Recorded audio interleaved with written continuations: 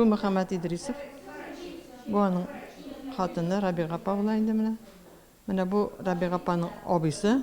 Мөхәммәд Идрисовның туганнары өчен бик истәлекле һәм күптән көтелгән көн. Татар китабы йортында аларның уртак эшләре тәкъдим ителә. Мөхәммәд Идрисов шрифт остасы дигән китапны алар берничә ел дәвамында бергәләшеп яза. Басмада аның киң кырлы эшчәнлеге дә, бай нәсел тарихы да тупланган. Горурланабыз, балаларга сөйлибез, менә укучыларга сөйлибез.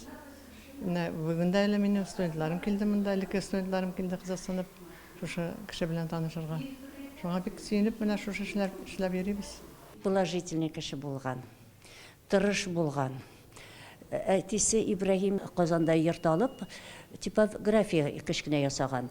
И шунда бик яшьтән үк уже ниткән, кызыксынган. Мөхәммәд Идрисов чит илләрдә тәҗрибә туплап, китап бастыруның заманча технологияләрен өйрәнә. 1920 елда гарәп шрифтын реформалаштыруда катнаша. Шулай ук 20 милли тел өчен эшләнгән язу машиналары өчен клавиатуралар проектлаштыра. Менә бу гарәп язу машинасы ул 1960 елда булдырылган.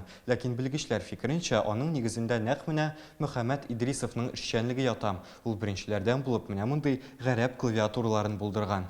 Татар язуын механиклаштыру ул татар телен дәүләт теле статусына күтәрергә ярдәм итте. Демәк, татар телен бер рәт рус теле белән, башка халыклар теле белән бергә алып барырга, шу рәсми документларны һәм башка ярдәм итте дип әйтәсем килә. Мөхәммәд Идрисов татар телендә глобус, атласлар төзүче буларак та таныла. Шулай ук ул менә мондый махсус хәреф калыплары да ясый. Бер ел эчендә генә дә ул 700-гә якын литера җитештерә алган. Алга таба аларны Мәскәү, Оренбург, Ташкенттагы татар типографияләренә кулланылышка тапшыралар. Арабские буквы же очень красивые.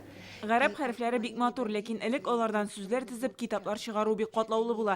Мөхәммәд Идрисов язу машиналары өчен бер вакытта матур да, уңайлы да шрифт уйлап таба. Туганыбыз бу җитди эшкә бөтен гомерен багышлый.